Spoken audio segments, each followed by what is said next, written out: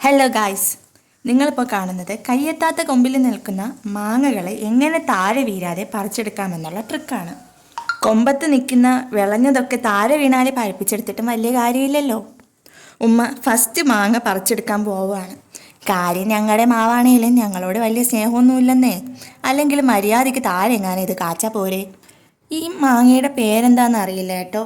ഇതൊരു കേടുപോലും ഇല്ലാതെ പഴുത്താൽ നല്ല മധുരമാണ്. അങ്ങനെ ഒരെണ്ണം സേഫ് ലാൻഡ് ആയിട്ടുണ്ട്. നല്ല വലിപ്പമുള്ള മാങ്ങയാട്ടോ ഇത്.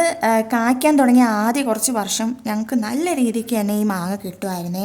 അതായത് വിളഞ്ഞത് ഞങ്ങൾ ഏണിയൊക്കെ ഇട്ട് കയറി കവറൊക്കെ കെട്ടി വെച്ചിട്ട് കിടലിനായിട്ട് തന്നെ അത് പറിച്ചെടുക്കുമായിരുന്നു. അതുപോലെ തന്നെ ഇത് പഴുത്ത് കഴിഞ്ഞുണ്ടല്ലോ, എന്ത് ടേസ്റ്റാണെന്ന് അറിയുമ്പോൾ നല്ല മധുരമാണ്. പക്ഷേ ഇപ്പം ഞങ്ങളുടെ മാങ്ങയ്ക്ക് എന്ത് പറ്റിയെന്ന് അറിയില്ല. 2-3 വർഷം കൊണ്ട് പഴയ രീതിക്കൊന്നും ഞങ്ങൾക്ക് മാങ്ങ കിട്ടുന്നില്ല. ഈ പൂവൊക്കെ കൊഴിഞ്ഞു പോവുകയും അതുപോലെ തന്നെ ഈ കായ്ക്കുന്ന മാങ്ങകളുടെ നെറ്റിൽ നിൽക്കുമ്പോൾ തന്നെ അത് പൊട്ടിപ്പോവും. അതായത് വീണ്ടും കീറിപ്പോവും. ആ മാങ്ങ അങ്ങ് പൊട്ടിപ്പോകുന്നു. അതുപോലെ മാങ്ങയുടെ ഈ അടിഭാഗം ഒരു കറുത്ത പാട് പോലെ വന്നിട്ട് കേടായി പോകുന്നു.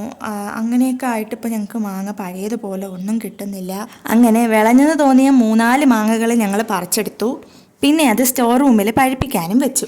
ഞങ്ങൾ പഴുപ്പിക്കാൻ വെച്ചതിൽ ആകെ 2 മാത്രമേ വിളഞ്ഞതായിട്ടുണ്ടായിരുന്നുള്ളൂ. ബാക്കിയൊന്നും അത്ര വലുതായിട്ട് വിളഞ്ഞൊന്നും അല്ലായിരുന്നു. പിന്നെ അവിടെ കൊമ്പിൽ നിന്നിട്ടും വലിയ കാര്യമൊന്നും ഇല്ലല്ലോ എന്ന് കരുതി പറിച്ചിനെടുത്തതാണ്. 2 ദിവസം കഴിഞ്ഞ് നോക്കുമ്പോൾ ഒരെണ്ണം പഴുത്തിട്ടുണ്ട്.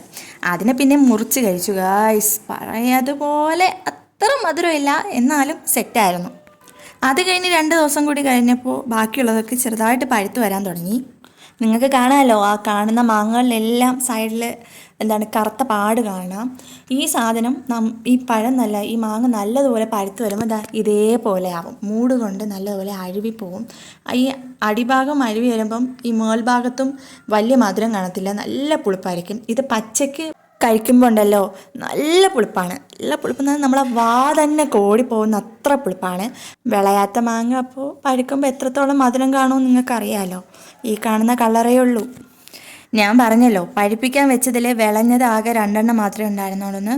പക്ഷേ അതിൻ്റെയൊക്കെ ഈ അടിഭാഗം നേരത്തെ ഞാൻ പറഞ്ഞതുപോലെ കേട് വന്നതുകൊണ്ട് കാര്യമായിട്ട് കഴിക്കാനൊന്നും പറ്റിയില്ല.